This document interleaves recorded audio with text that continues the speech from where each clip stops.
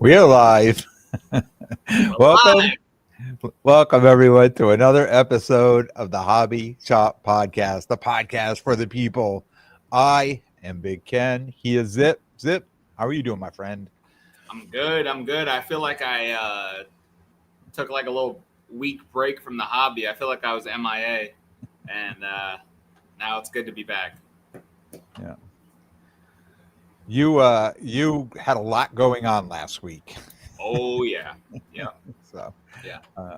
So at least you had an excuse, right? Yeah. Yep. And I got to come back to a ton of mail. I had a ton of mail when I came back, and a bunch of Optic hollows, a fake downtown, which is beautiful to talk about.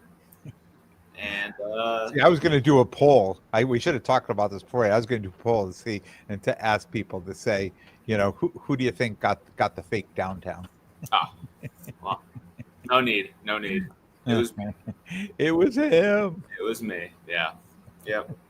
I should have known it. Actually, I don't even care. The person I bought it for, it was on Facebook Marketplace. They're in Maine, and the PayPal that I paid, it was a LLC. It was like someone's like cleaning business. But yeah, they sent me an Optic downtown. I mean, I guess might as well talk about it.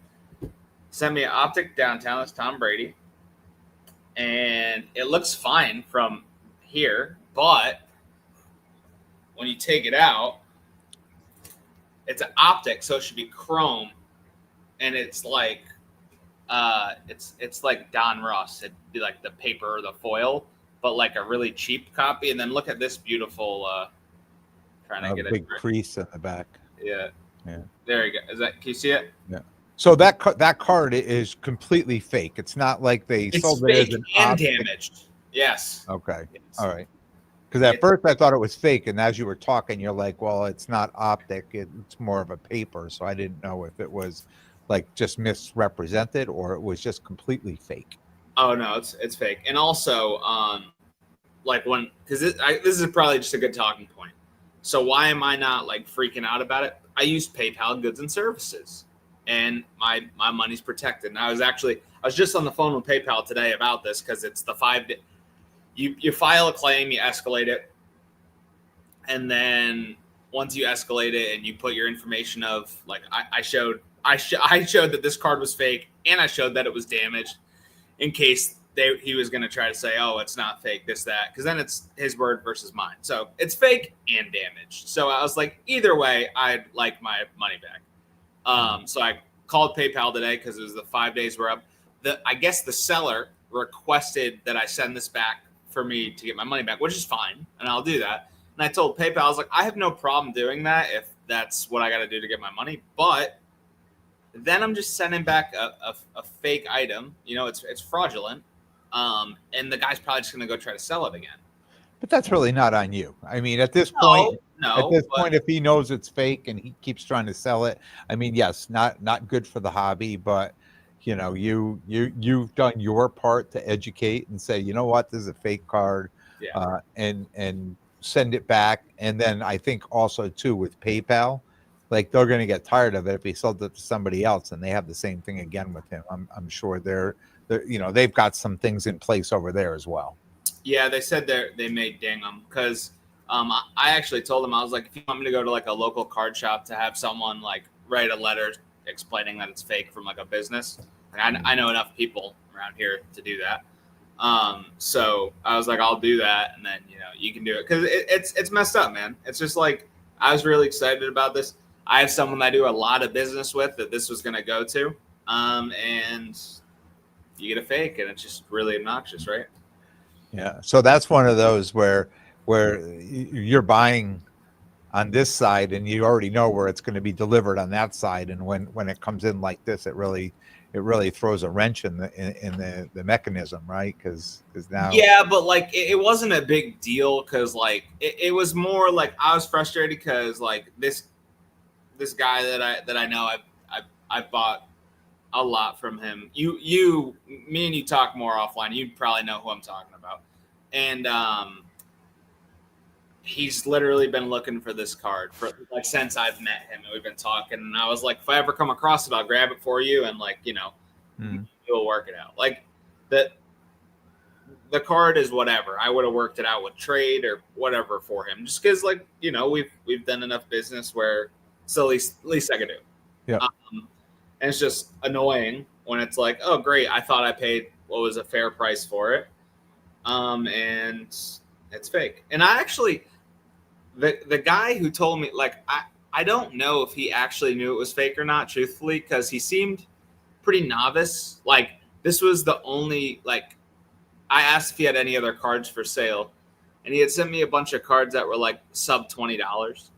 And he seemed like, I think he might have got like taken advantage of, because he said he traded for this.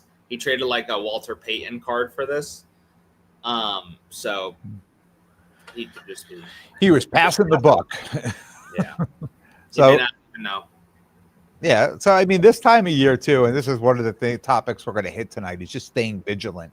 Right, not getting scammed, and I don't know, this time of year with the national. I mean, it's next week, right?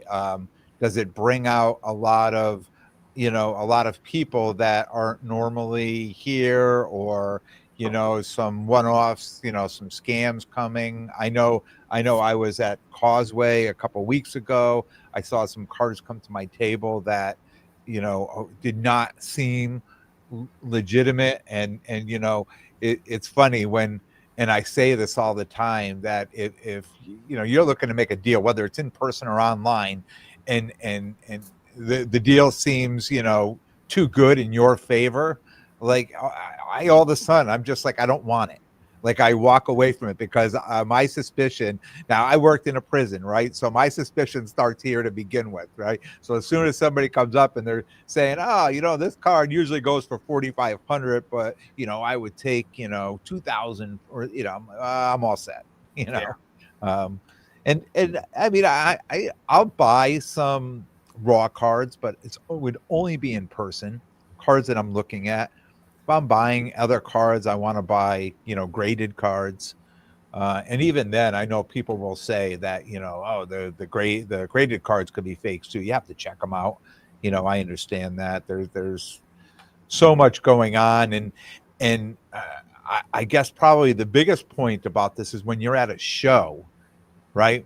Especially at a show like the National, where things are just crazy all the time, that deals are being made, or people are what, they see what you have, and they'll be like, oh, are you selling that? Let's just go over here to the side. It's not even a deal you can go back to. If you're making a deal with somebody there, that you just have to really know what you're getting. And even if the card looks legit, like, what did you say? That card looked great until I pulled it out of till I had it in person. It looked great through pictures and videos, like, through the screen, but then when you get it in person, you can really see it. But also, like, then again, like, what if I was someone who I hadn't handled a ton of downtowns? Like, maybe I wouldn't know, like, that's something too. Yeah. So I will say to that, though, with like, and you're so right about like being vigilant and, being skeptical, but in the same breath, if you do pay with a safe payment, take the risks, because like, you're covered, because like some of the biggest risks that I've taken for buying cards have turned out great. Like, just a quick story. Like, I live in the house that I'm in now because back in COVID, this is just going to sound absurd, because it was, I traded a Zion Williamson PSA 10 Optic Hollow and a Patrick Mahomes PSA 9 Don Russ, his Raider rookie. I traded those two cards for a raw Kobe Bryant autograph. And I then graded that card. It got a mint 9 and a 10 auto through Beckett. And it was a majority of the down payment on my house. And guys, if I didn't take that risk to go do that, I don't know where I'd be. I wouldn't have that money to, be in there. So like, I'll always say is like, definitely be skeptical, be vigilant, but also in the same breath, like, I'm not letting this thing deter me at all. No. And I think it's just making sure that how am I going to put this? Was it CYA? Cover your ass? Yeah. But just think for a moment too. You're at a show, and I'm going to use the National again, or a big show, a busy show, and somebody pulls you to the side and pulls that card out. That looks legit, right? If you end up buying that card at a show, I mean, you're hit as soon as you've taken that card and given the money or whatever you're given, and they walked away, you're hit. So you know, one of the things I always recommend is, yeah, it's great. I would pull the card out of the top loader. You know, definitely look at it. I was burned once at a show. I bought a card in a top loader. I did not take it out. And when I did take it out, I realized immediately there was something wrong with it. So thankfully that was under $100 lesson that I learned. But you know, it was even then I was hardest on myself having to learn that lesson, right? That I didn't, you know, investigate just a little bit more or be a little bit more vigilant. So yeah, I say to everybody, and we've heard stories all the time of that happen. Somebody sells somebody to something, then they disappear in the crowd, and next thing you know, they're left standing with something that's fake. Yeah, and something also I did in this situation, one more thing just to touch on this, like technically PayPal will like suggest that you try to like come to an agreement with the seller, but like truthfully, I don't know if he was trying to scam me or he really didn't know. But like I also was just like, I don't care, and I just escalated it to PayPal is going to handle it, because I didn't even want to try like him to do it, whatever more funny stuff, in case he was trying to scam me, you know? So like that's something too, is like if you want to do a return, like a lot of times, like say it's someone that's pretty well known, or at least there's some sort of reputation in the hobby that you like, they're known, right? You could be like, hey, let's do this refund, this, you know, I have this issue with it, and then you can just do it that way. Or like there's been sometimes I've given people a partial refund, or I've gotten a partial refund if like there was damage or whatever, you know, like things happen. But with this situation, if you don't know the person, maybe it's this may be hyper vigilant, but I just escalated to PayPal. Like PayPal's going to make the decision, and you know, with their policy. I know we talked about there's ways around it and through it. I don't know those, but yeah, I just put it in PayPal's hand. It's worked out for me every time. So yeah, good. Yeah. Let's see what else we got going on. Your wax. Know where your wax is coming from. And I know you really don't. You were just talking before you came on that you bought wax and you were grading a card out of there. But, you know, for someone like me who buys more wax, you know, that I always need to know where my wax is coming from. I see these things on, see these videos online where people are watching other, you know, opening a pack and then showing you how it can be resealed, and the hit cards taken out, and packs being taken out of boxes and weighed and put back in and resealed and things like that. So I'm just like, you know, for whatever it's worth, I'm buying from the retail stores or the bigger names. If I'm buying online, I'm not going to like eBay or something like that buying wax anymore. Although I'm sure most of it's probably legit. I'm just afraid that I'll get stuck with the fake stuff, or stuff that's been gone through or resealed or things like that. Yeah, and to that point, like if you always see like certain people hitting big cards, you know, there's always the if you can't beat them, join them idea. Like, I don't know, if they continuously hit big cards, why don't you get in on it? Like, I love how people are so like, oh, I don't want to support them. They get, you know, the influencer boxes. It's like, that's one way to think about it, or think about it as, dang, if I get in on this, I got a pretty good shot at getting something with the track record. You know what I mean? Yeah. Well, it's going to cost you a lot of money too, right? I had that same mentality when that select boxes came out, and they had the color wheel, and again, talking about that. A big name, and they did things on the color wheel that I hit that they weren't even in the box. Not even in the box. They were the blaster exclusives. They weren't even in the hobby. There was no way I could hit a card out of that for the tune of like $130 or $145. And I messaged them and said, hey, you know, these are not in there. And the message I got back was, it's on the checklist. Sorry. So nice. Nice. Oh, we got a couple comments. Yeah. So this one was interesting, and maybe Jeffrey says you're keeping him from pulling it on someone else too. That's what I was trying to do. Is like I told PayPal, I was like, look, I was like, I will try to like go. I'm whatever they want me to do, I'm going to do though, because ultimately I'm covering my butt first for my money, right? Like, but like I said, is like if you need that, let me know, and I'll go get like a shop to put a letterhead and say this is fake. Like, I'll do that. So Norm says CT scan boxes are becoming more of a problem, and yeah, I mean this has been going on now for a while, or being talked about in the hobby for a while too, and another reason why, first of all, I'm not going to be buying any National Treasures 2017 football or anything like that, but if I was, I don't know who I'd be buying it from, right? Because I'd be so afraid boxes like that. Now I know you could scan any box, but I would have a feeling it's the bigger cars. People are going to How about a product like Rookie Royalty? Yeah, that too. I wouldn't touch it anyways, but let's just get this out there. I don't think me and you have talked about this. Have we? Me and you haven't had the Rookie Royalty conversation. No, and you're probably going to be surprised my opinion on this, but go ahead. I think it's garbage. I think it's so garbage. It's like, so like, yes, are they pack pulled? Technically, but like, it's such a short checklist. It's just like, I don't know, like. Think about how hard it is to pull a good auto out of contenders, real contenders. Okay. Mm-hmm.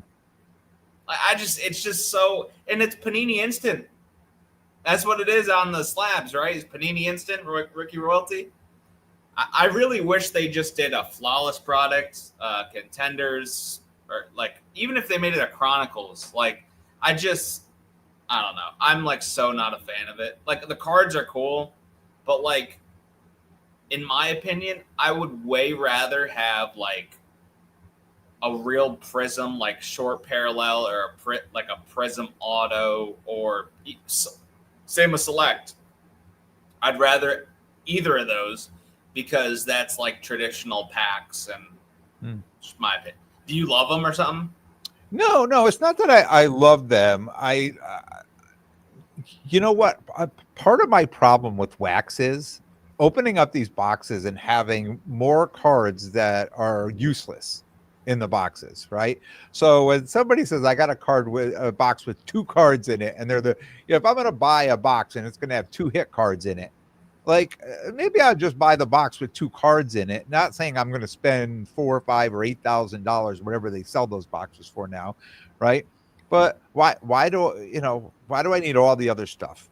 And I know people put sets together and all that stuff, but I mean, if I had the option just to buy it it comes with, either an auto and 2 parallels and something else, just give me that.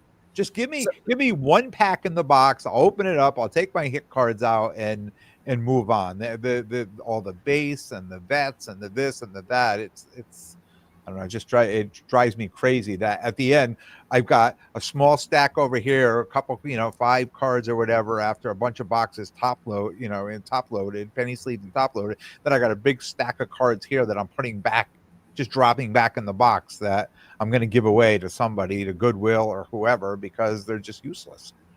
Yeah, but like I hear that, and then you can always say, like, here's products I do like that are like that. I love Dynasty. Topps Dynasty, great product. National Treasures, great product. Mm-hmm. Feast or Famine for sure, but like my whole thing is like Panini just took the WNBA and it's like, how can we just manufacture? We'll just make it. It's all about money. This is it, like, because there's people who, like, where we live too. Like, there are actually people who, like, they would have collected all those teams sets from those. Like, they went National Treasures proper, if they went Contenders proper, if they went, Flawless proper, people would be collecting those cards. Yeah. Yeah, well, it's going to be late, but they're going to come out with it. I mean, I just think that, now the Don Russ, they didn't have Don Russ last year. What are they going to? Oh, you mean for the next year? Or are they going to come out with it retroactively? No, you can't. No, you can't. You've missed this year. Well, that's what I was going to say. You're just going to come out with National Treasure and not have Caitlin Clark or Angel Reese in it? Yeah. They just didn't. They just didn't plan ahead. And then it just further further pushes the gambling culture into it. Not that I have a problem with it or anything, but it's just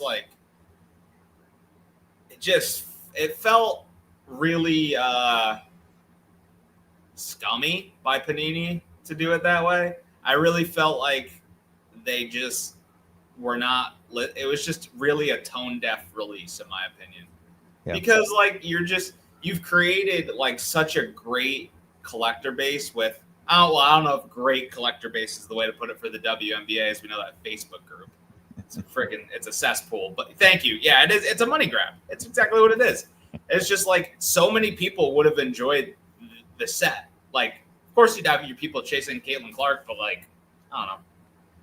I won't touch that product with a 10-foot pole. Won't do it. Yeah. Well, you can't afford it either, right? I thought it was going to be one of those when the cards came out that you were going to see them just to start to drop because they were going to flood the market with the cards, but everybody's put the cards out at such a high price point that there's, I mean, I don't know how many people are buying them, but No, I could buy it. It's just why I would rather buy her select autos or her. Yeah. But let me ask you a question. If your, place that get the hot boxes and the hot packs, right?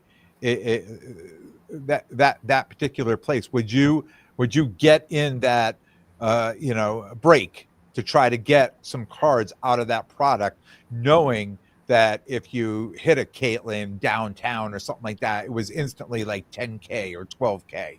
I mean, would you take the chance on that, or would you just be like, no, I think the product's terrible. I think it's a money grab and I'm out. There were so the breaks for those, they were doing however many boxes, and then they were breaking down each serial number for each card. So, and it still came out to $250 a spot. And it was a hit rate. I think it was below 5% people who actually hit. So I don't know. Was it you said a whole case? No, I mean, they were Backyard was doing a bunch of. I was watching them. I was watching people throw money down the toilet. I've thrown money down the toilet myself. I don't want to say I haven't, but just welcome to the hobby. Yeah, it's just it seems. I'd rather go for the odds and your return. There's way more other things I'd want to do. But hey. For whoever hit, it worked out for them. So. Yep. No, I'm not buying it. And also, all the patches weren't game worn. They're just cut up from Dick's. So that's great too. It's you're gonna make this premium product and put what jerseys off of a rack in it. Yeah. Come on. She had to put it on first, though. She had to put it on and then take it off. It's not even player worn. No, it's not even player worn. They didn't even do that. No. God forbid. Space. They could have had a picture. I forget who it was. Had the pictures of 40 jerseys on. They could have just done that with her. Nope. Nah. Why would they do that? Yeah. Probably eat into their margin to pay her to put jerseys on. Yeah. All right. Look, Space 99 Yak says, I bought a box of Prism off Amazon and was sent a box with open packs with nothing but base veterans. If that wasn't Don, no. That is the Don Russ. The Don Russ. No, but you know what? We know what Amazon is for most of that stuff. It's just people like you and I sending that stuff.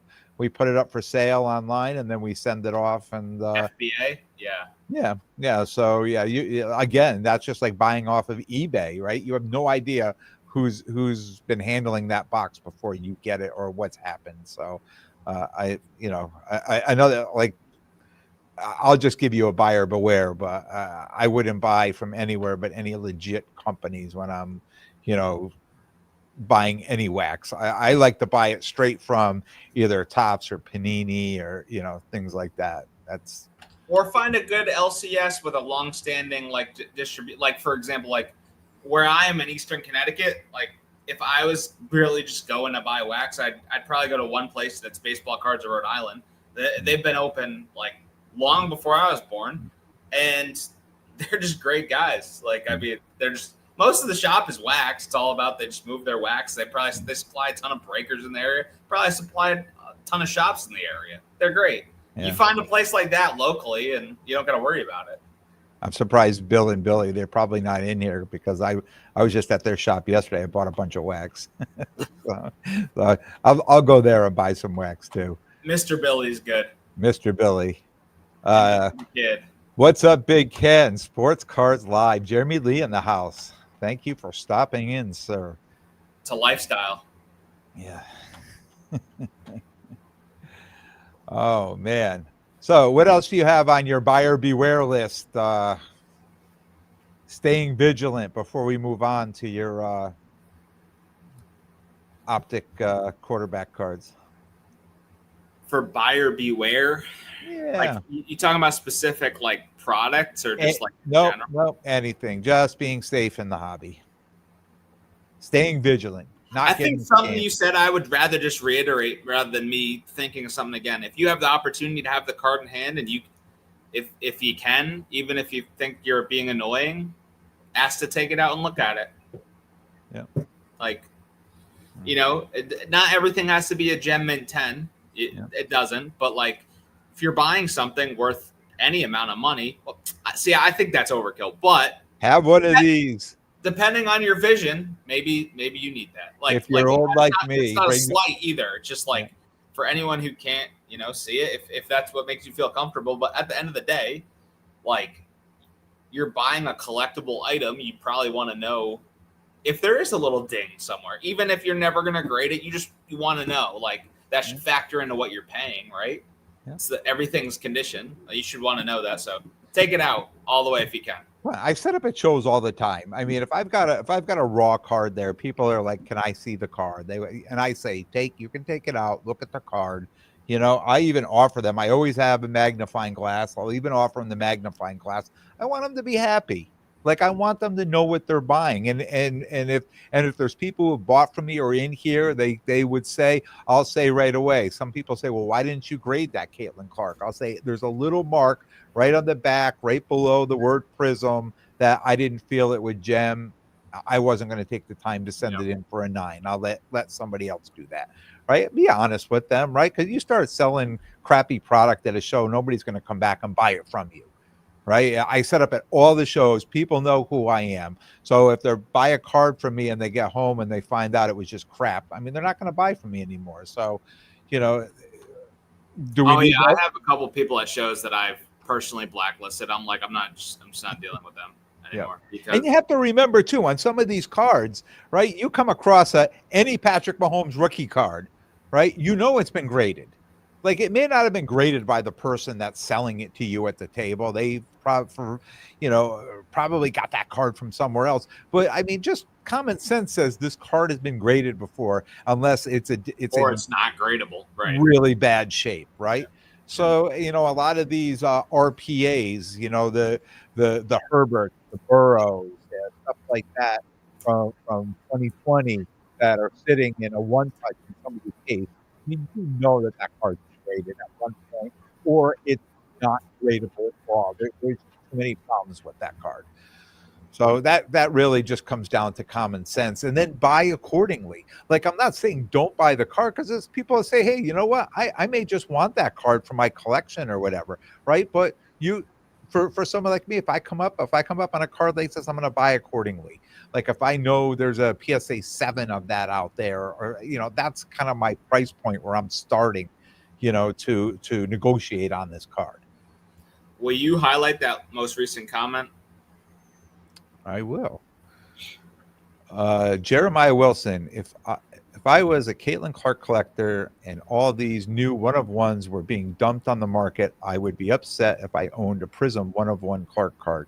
Too many 1-of-1s will affect the pricing 100%. I disagree. I think long term this actually would help the Prism 1-of-1s because like I think it's cream rises to the top. I think it's you clearly see this like as Zwiddlebug card says, money grab, like just it's not the same. It does not hit the same.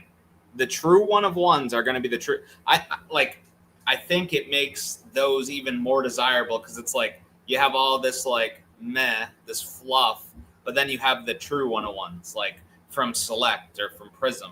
I think those will be superior. But another thing that's larger to this that like it's just like it really I don't know how our market's going to continue and do overall. At some point she has to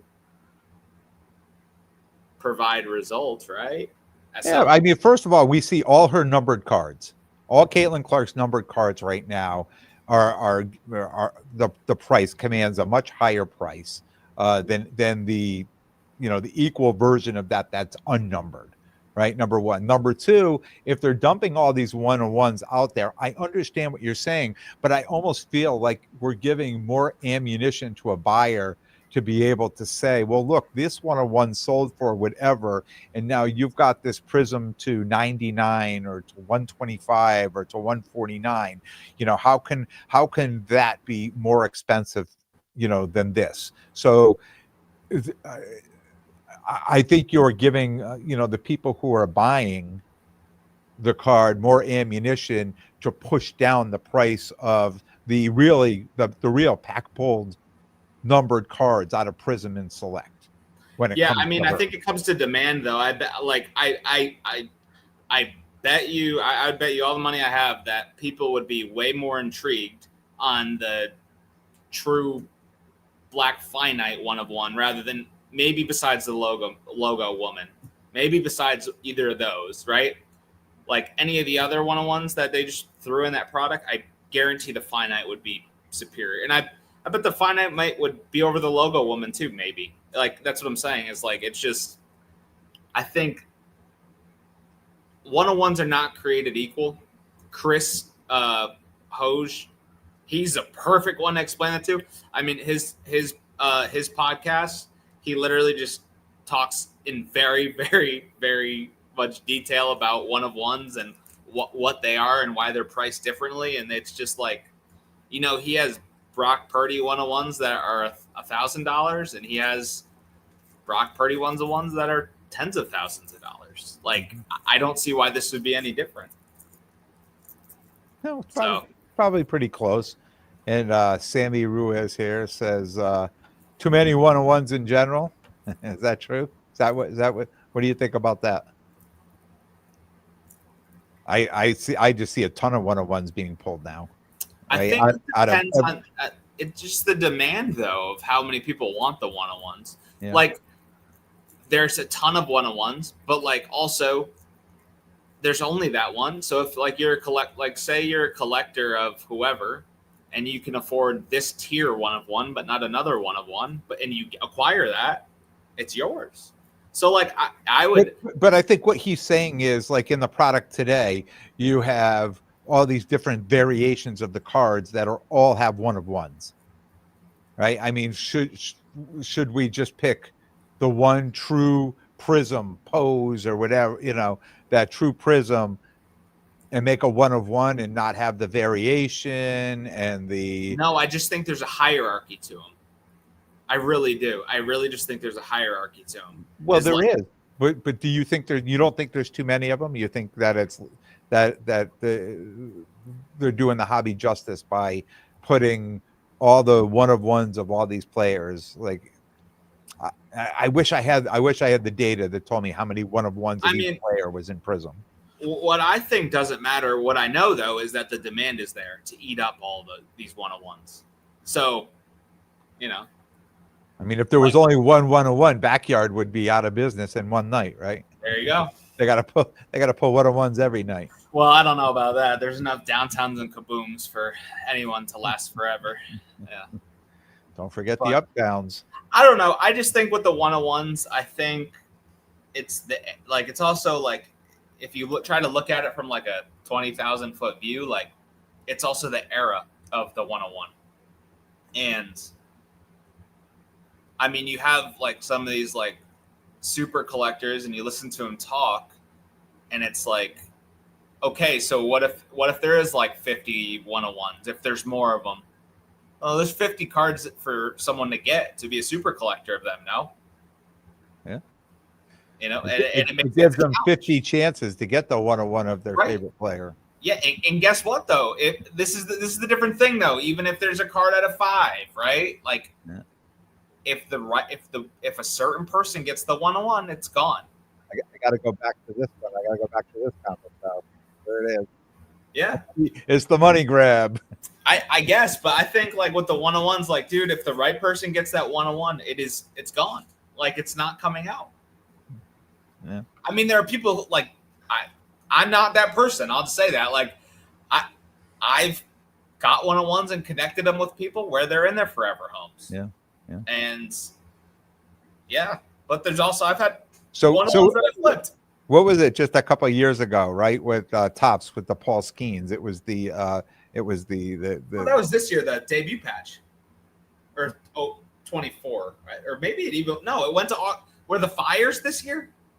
No. This was like last year. I had some of those boxes. This was definitely last year. Chrome update.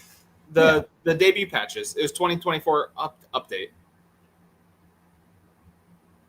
I thought you were talking about the sale of the debut patch. No, just the card itself. I mean, that was like the true, like one of the true chase in that product for everybody to get. So that was better than any other 1-on-1 out there. Let's talk about what that is versus what the Caitlin Clark logo woman is. Okay. So the Paul Skeens debut patch is literally a patch that he wore in his debut. Yep. The logo woman, if all my information is correct, is from Iraq at Dick's Sporting Goods. You tell me, is there a difference to that? And of course there is. It wasn't in a Panini Instant product of 2 cards. It was in Topps Chrome Update, which is a flagship product, which is an extremely hard pull. like there's that too. So it's just like it's not created equal at all. It's really a special card if you think about it. It's like it is as true. I'm not denying that is super special, but I'm just saying when we're talking about the 1-on-1s, I want to point that out because to me that would be a chase card above all chase cards. Hierarchy. Yes. But how many other 1-on-1s were in that product of his card? Besides, they'd have all the superfractors. So it'd be like his insert superfractors, his base superfractor, his rookie debut superfractor, which is like, if you know, because I know you don't do baseball a ton. If you know, but I do the Bowman U basketball, which sounds like the same. Well, it's like, so you know in Mosaic football how there's like the rookie and then the NFL debut, like there's those two, like one's the true base card and then it's like a different base. You know what I'm saying? Yep. They'll have like for update, a lot of guys will have like a true card and then the there you go. That's a great last comment. Exactly. Absolutely, Sammy. Like, it's not even a conversation. Like, I mean, the more you talk about it, like, it's the product's crap. It's so bad. But hey, to each his own. Jeremiah he left a comment back a little bit. It says, "Do you think anyone actually paid $30,000 for the product? Imagine not pulling a Clark auto." I met a guy at Causeway show who bought 6 of those. He bought 1 at $5,500 and he bought 5 at $4,200. Good for him. And out of those boxes, out of the 3 boxes, he pulled the Caitlin Clark downtown and 2 patch autos that completely paid for everything he did, and the other 3 boxes he had that he just sent off to consignment. So for him, his experience was phenomenal, right? That he got everything he wanted, and he's selling the other 3 boxes off. So it's when you bought in, though. Like, if you bought in super high, it would have been smoked. Yeah, he didn't think it got much below 4,000 though. There were people said it sold out at 3. They touched the floor, and I think they sold out in like seconds at the floor. So very few people, I think, got them at the floor. Yeah. I think if you got it like around $5,000 or under, if you got a Caitlin, you probably did fine. Yeah. And I think you're going to see them in a lot of cases in Chicago next week. How long do you think those cards maintain their prices, though? Well, it's going to be interesting because, again, it's a rookie card, right? It's still considered her rookie cards in there. Yeah. And that's it. I mean, there's no other products that's coming out now that's showing her rookie card. So, you've got Origins, you've got Select, you've got Prism, and you've got this, right? So, and then there's the draft night cards, the Panini, whatever. So I really think, they're probably going to hold really decent value. As well, as long as her market does. Yeah. Which I don't think should just... As like it keeps coming along, I really it just feels so unsustainable. It really does. And it's not even a slight on her. It's just like, it just seems, it's like she's such an outlier to the whole. It's like not even close. Like, and no one is close. Yeah. But you know what? As soon as she gets injured, everything kind of goes down, and she's back playing. Everything goes back up. It's just the ebb and flow, really, just of that league is really with her right now. Yeah. I would not feel comfortable holding any of those cards because I feel like those are going to be the most volatile. I could be wrong though, but I just feel like those are the most volatile. Well, that's making up 50% of my inventory for West Coast Card Show. So what, rookie royalty? No, just Caitlin Clark. No, I meant for her, like that's the most volatile is rookie royalty. Yeah, that's what I meant. No. I have Caitlin's, like, but like I have them from Select and Prism, and yeah. Still chasing. Still chasing. All right, why don't we talk a little Optic football? All right, shout out Card Ladder. Now I wish more of these cards were cataloged so I could put them all. I'm gonna share the screen, so I could put them more into this chart that I made here. But we'll go through and look at some player by players. So this chart here,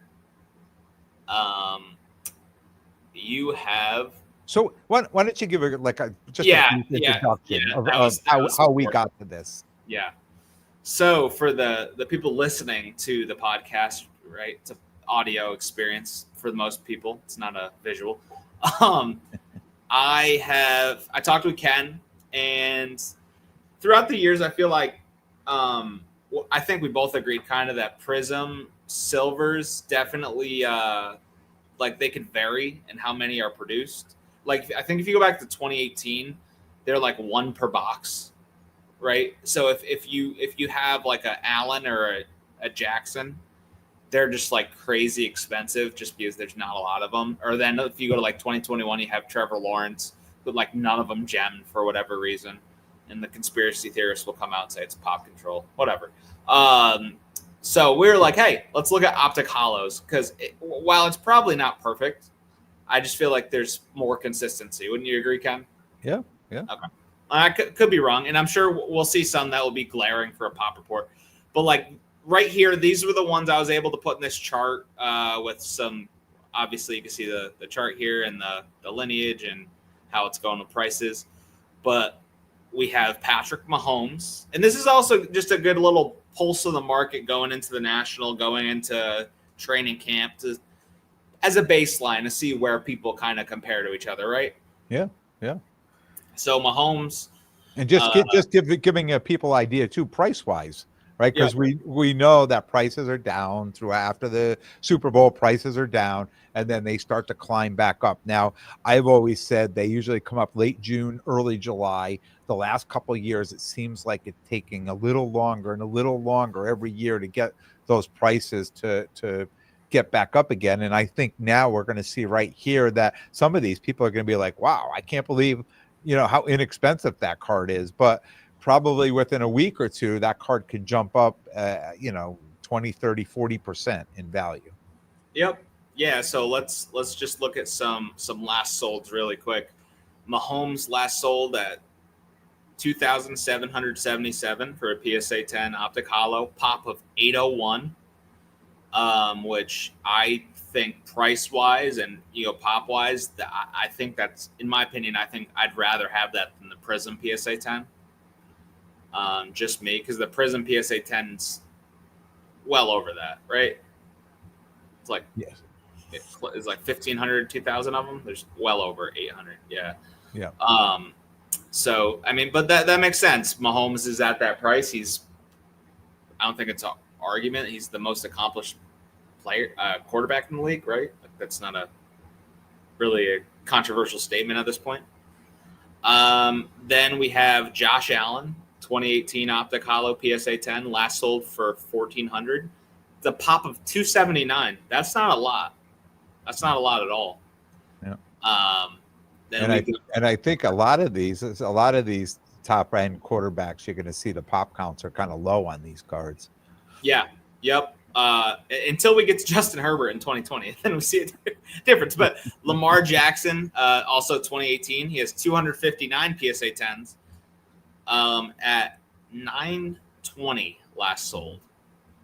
No. I still can't comprehend why Lamar Jackson is not equal to, if not more than, Josh Allen. Am I crazy? Is it fan base? Yeah, I think last year. So. I think people think that Josh Allen is the one that can dethrone Mahomes. I think people have watched Lamar Jackson go to these playoff games with these great teams and whatever, and just never even make it to the, they get knocked out early. But where Josh Allen, and I think, and probably when you get to Burrow too, his value is probably going to be, or it should be, somewhat high, because I think they think he's the other one that can dethrone Mahomes. And So then we got Herbert. PSA 10, and here's a big drop off. And then again, like there would be people in between these. It's just what was like if they're cataloged in card ladder, you can put them into this graph. Like at the top, I have all these different windows that we'll go through that have more Optic Holos of the QBs. So for this, I think there's 1, 2, 3, 4, 5, 6, 7, 8, and by no means would these be the top 8 for Optic Holos.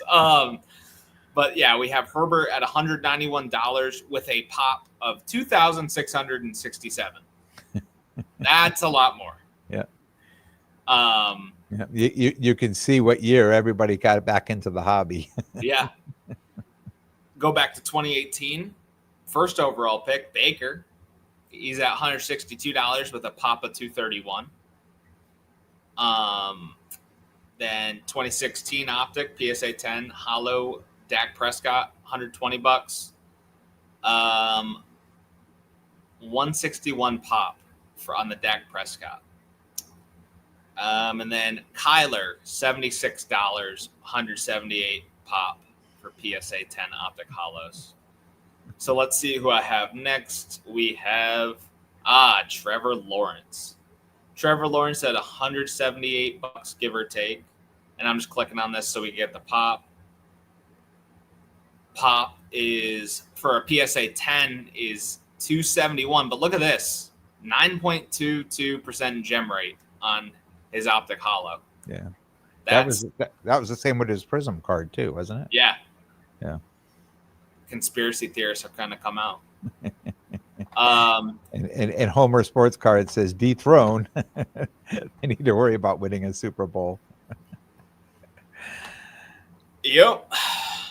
We have Justin Fields here, 2021 Optic Hollow, $70. What will a toe injury do to that? Yeah, they just dropped it to 40. I know. I'm curious to see this pop compared to Lawrence with the gem rate. Yeah. 702 with the 31% gem rate. Okay. Yeah. Then we have Brock Purdy is $169 for card ladder value. PSA 10 Optic Hollow, and we have I don't need to keep saying PSA 10 Optic Hollow. We have 418 10s. And then we have, here we go, Burrow is $380, right? But is a pop of 1,800. So I would assume, like, if his pop was similar to Jackson and Allen, he may even be more expensive. Yeah, look at his gem rate too, though, 42%. 42%, yeah. Yeah. Yep. What do we got here? Jalen Hurts, $158 with a Super Bowl champion and a Super Bowl MVP. Wild stuff here. $18.99, so pretty much identical to Joe Burrow's pop and half the price with more of the accomplishments. Yeah. Not saying he's better than Joe Burrow, but it's just fact, right? Yeah. Then look, here we go. This is what's fun. Optic Hollow, Jaden Daniels, PSA 10, 434. I don't know. I feel like they just started coming back, though. Yeah, there's a pop of 194, 41% gem rate so far. So this will go up a ton. Yeah, these are just starting to come back from PSA. Yep. But you know what, though, is like if you're looking at, like, because how reactionary the football market is, it's like he probably had the greatest rookie season ever, right? Like he had as good of a start as he could. Yeah. You know? Like went to the playoffs. Yeah. He went deep. Yeah. He went deep in they got knocked off by Philly, right? Or did he get knocked off by LA? I think he got knocked off by Philly. Philly. Yeah. Like they lost to the Super Bowl champions. Yeah. What else could he do? So if you're just thinking of the prices relative, I mean, where do you think you see this settle at? Well, it's going to come down, and I'm telling you right now that because I know when Optic came out and people would send them in, they're putting them in their bulk orders, right? They're just starting to come back. And you're probably going to see that pop count, and we should just make a note of that pop count and come back to this in September, right? And see what that pop count is. I bet you that pop count's enormous. So we're just around. It's 194, so we're just around 200 for gems. The total pop is 462. Yeah. Someone sends a 5 in. There's a 5. There's a PSA 5. Yeah, but the gem rate so far is 41.9%. So I would have to imagine on that 10s, they're going to be up. Oh, they'll be over 700, I bet, in the next few months. So, yeah, and the Mahomes at 80, Mahomes at 809 years later. It's just. Well, you got to remember the Mahomes they've been graded out. There's not many more out there that can come up with the grade. I mean, I just feel like his prices should maintain until not like this, but like what do you think gets to where it's like, oh, that's cheap for him? I would say probably under $200. 175. I would hate to see it under 200 considering what he's done. I think all these cards, though, these aren't collector cards. I mean, I understand the optic hollow, but they're not cards that people will take and say, this is the card I want to put in my collection. This is the card that every repacker comes and buys at the show. This is the card that me, and everybody else here could find in people's singles boxes or pull out of a pack and send in and get it graded and just take whatever we can get for it because it's a profit, right? Yeah. We're buying the card. I don't know what that raw goes for, maybe $30, $40. It's like 70, I think it's like 60, $70. Yeah. So, another 20 to grade it and $10 for shipping and insurance or whatever. Right. So if I can do all that and get $150 or $175 back on it, I'm happy. To me, that was a home run, right? Almost doubled my money on that card. And that's what these cards are. When you get to Mahomes, I even think that card's just a liquid. Let's just flip that card. Let's watch the market go up and down on it. Let's buy low, sell high, buy low, sell high on a card like that. I just don't see Optic being a real collector's. And we have people in the chat. You can chime in and tell me what you think. If you think this is a collector's card, or do you think this is just a card that people are just buying to flip and grading to flip? Because if I had that, I do have 2 of those cards. I never sent to grading, but to me, they would just be a flip all day. Nothing in that card I think is special that people would that would drive that price up. But there's more that's telling me that price will get driven down. Yeah, no, I think it'll definitely come down. I think like, this is probably a dumb take, and I know it's dumb as I'm saying it, but with what he's done and accomplished as a rookie, I feel like it shouldn't be below $300. And I know it will be. But like, you're looking at like relative, like the other people we just talked about. He's done about all you can do as a rookie. So I mean, it's also like a really high to go in, but like, I don't know. We'll see. You got to remember, these are first to markets. When I had the Don Russ rated rookie, just the base cards that I graded, I got 10s back, and right before Culture Collision, and I was selling them at Culture Collision for $280. Right, I had like eight of them that I sold. Gone up. Look at this. This is the first sale. It's at $405. I mean, it's pretty similar, but like, it hasn't gone down yet. I mean, I know it's still early, but like, quite a few sales. No, 23 results. Yeah, I feel like usually you see them. But what's the date? What's the date range? The first July? Was May 31st. Yeah, so that's just June, July, right? June, July. So that's when the people quickly, first to market people, got them back. Yeah. What's up, Howard? Mr. Billy. And then the hometown hero, Drake May. Card ladder value is at 225, but if you look at the sales, the last one's 225, and before that, it's pretty much 180 to. Oh, okay.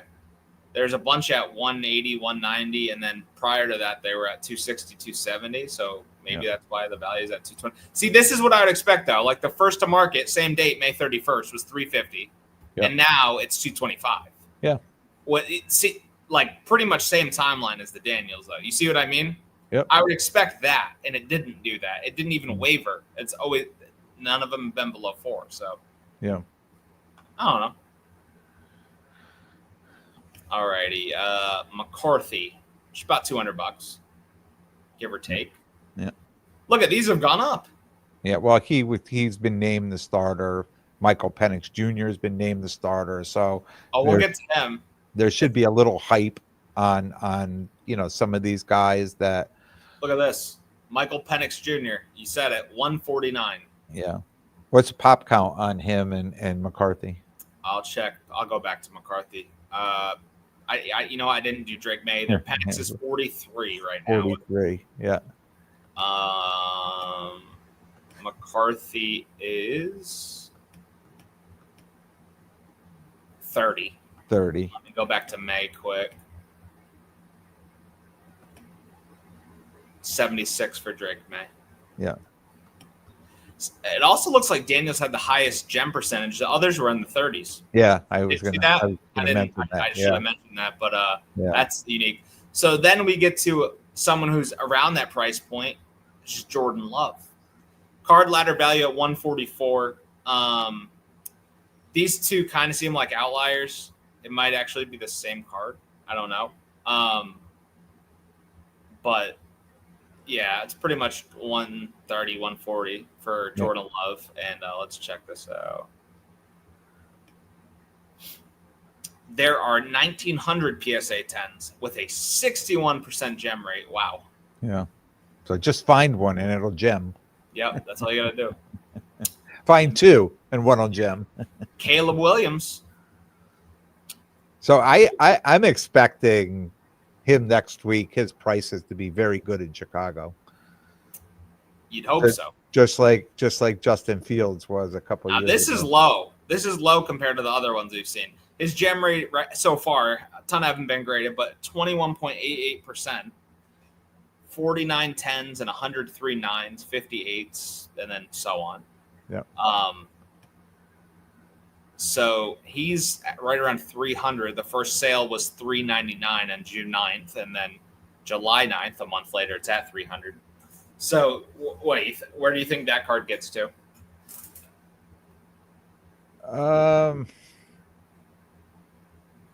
I like the price it's at.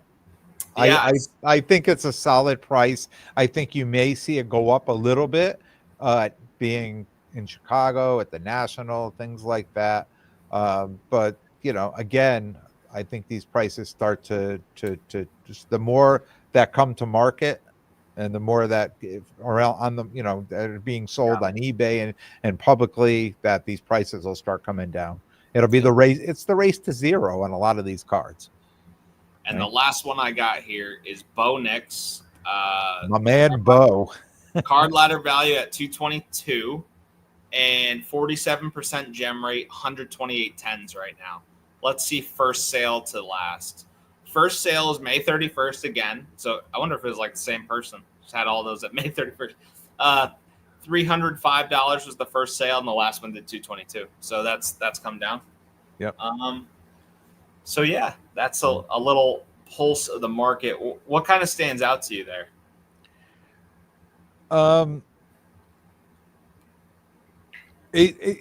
And I've said this through this whole thing.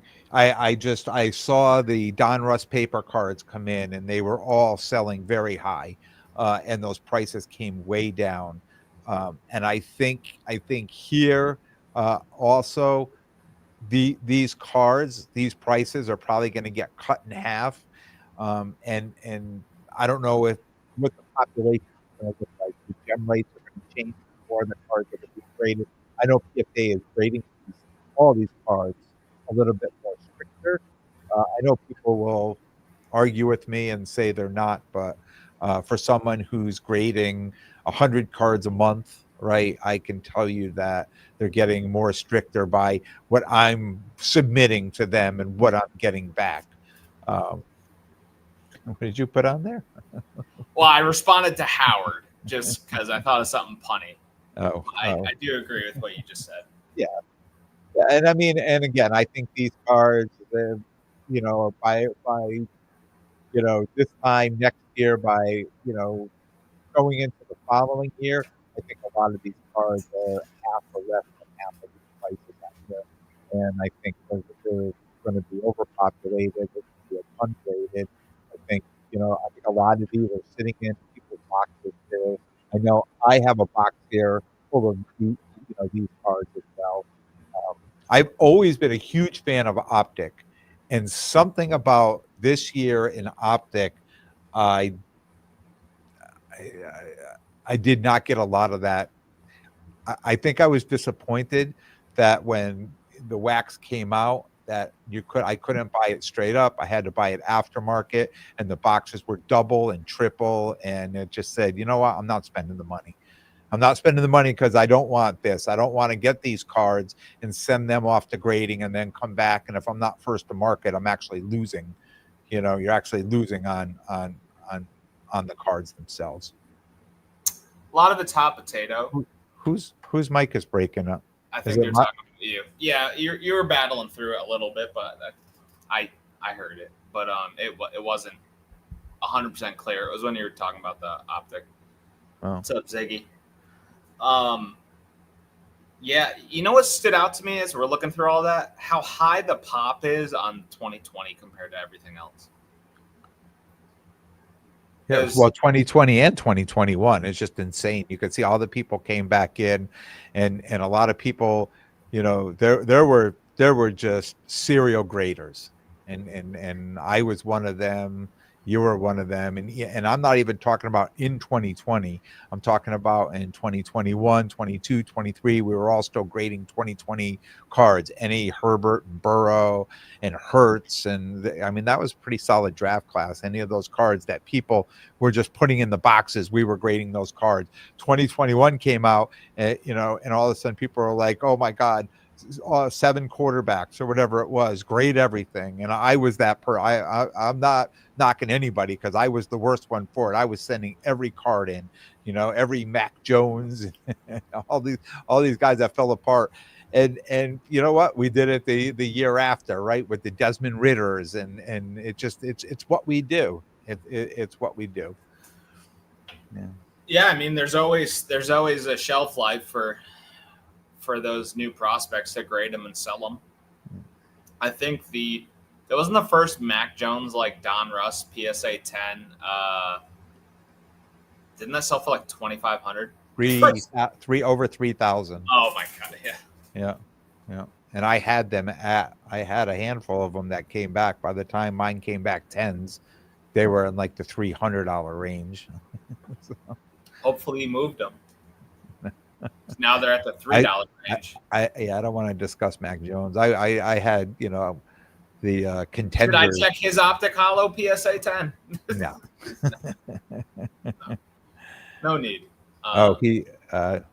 So come on, man. Where were you? You stepped out on us? You're going to have to go listen to the replay now. I think off the top of my head, Hertz was around like 180. Let me check. Jaden was definitely way above Hertz. Yeah, Hertz card ladder value is 158, and then Jaden was selling for 434 his last sale. But the main difference was Hertz has a pop of like 1,800-ish, and Daniel's pop is 194. So it's just, but also, yeah, Zwiddlebug also said, what else could he do? Not lose to Philly. I guess, look at those two rosters. Do you think Jalen Hurts would have got that roster to where Daniels got that roster? Probably not. Yeah. No. Yeah, we're I mean, I think teams, and this is probably a whole other episode, I'm not going to drag this out, but I think teams have really firmed up a lot of empty spaces on their rosters. And I think this year it's going to be a very competitive year, not only for the AFC, but the NFC as well. So I think it's going to be a fun year for football this year. And you know what? I hope the Bills can actually put a roster together to support Josh Allen, because it's just not fair. Just not fair. Like I don't know what more that guy can do. I really don't. Yeah. Well, sometimes that happens. I mean, they used to say that about Dan Marino, right? Yep. Yes, they do. So, see, I mean, Ken. Yep, they did. Yep. There you go. Yeah. Tell you what, they don't say that about Tua.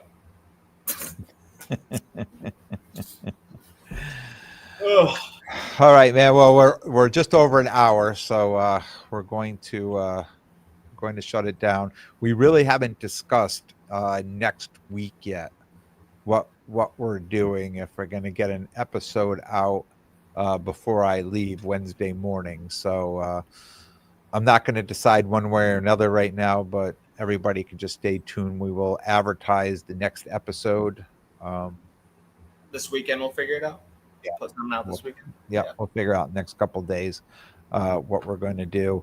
I will be on live Sunday night. I have a number of guests popping in that are connected with the National from the for the trade night at the National, also the SoCo Expo. I have 10 minutes just to get some information on that too. And Jonathan will be back on as well. So we've got some guests lined up for Sunday night. So that is going to be fun. And then, Wednesday, here it is, man. It's here. I know you're not going. I'm celebrating singly right here, but I'm getting super excited to go. I know you're gonna have some great cards. Hopefully I can find some collections pop up around here to buy, so I can not have too much FOMO. But yeah. All right, kid. Thanks for watching. Thanks for listening. Like, subscribe, and just stay tuned. We'll have another episode next week. Not sure when it will be, but we will definitely have one next week. Yep. We'll see you next week. All right, Zip. See you next week. Take care. Bye-bye.